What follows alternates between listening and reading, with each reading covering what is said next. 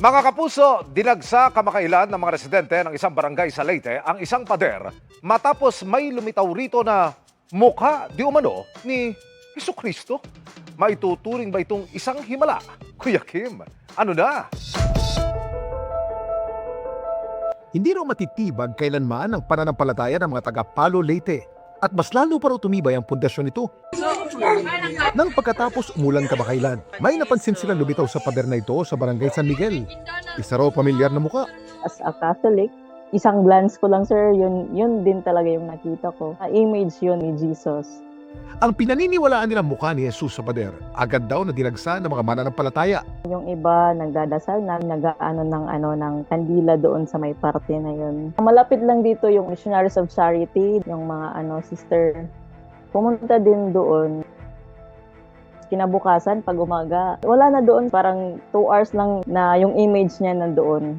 Hanggang ngayon, sir, meron pa din pumupunta dito, nagsisindi ng kandila. Pumasok lang sa isip ko na mag-Holy Week na, nagre-remind sa atin na manampalataya. Pero may tuturing nga bang aparisyon ang nasaksihan sa pader sa barangay San Miguel?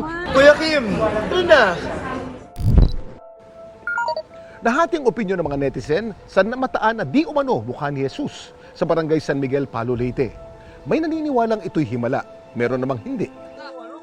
Ayon sa simbahan, ang nakita ng mga residente, hindi agad-agad na may tuturing na isang aparisyon o himala. Hindi pwedeng sabihin ng simbahang totoo yung aparisyon. Kasi mahabang investigasyon yan. Maraming pamamaraan ang parang mga appearances, lalo na kung religious in nature.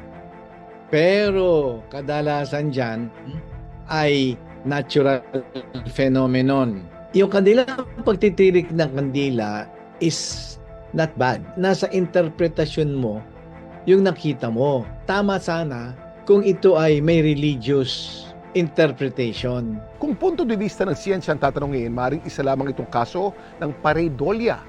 Ang pareidolia ay isang phenomenon kung saan ang utak ng tao ay nakakakita ng pamilyar na hugis o muka sa mga random na bagay kahit wala naman talagang ganun. Pwedeng i-simplify natin na ang pareidolia ay parang illusion. Like for example, kapag may makita tayong shadow sa pader or kapag nakita tayo ng parang muka sa pagkain natin or kapag nakita tayo ng ulap tapos parang merong shape ang ulap. Bakit nangyayari ito? Dahil ito sa paraan ng pagproseso ng ating utak sa mga impormasyon, lalo na ng mga pattern at muka. Kapag nandito na ang Holy Week, syempre mas nagkakaroon tayo ng spiritual or religious frame of mind. Mas nagiging bukas ang pag-iisip natin at emotions sa mga spiritual na bagay. So, posibleng mas makakakita o makaka-experience ang tao ng pareidolia.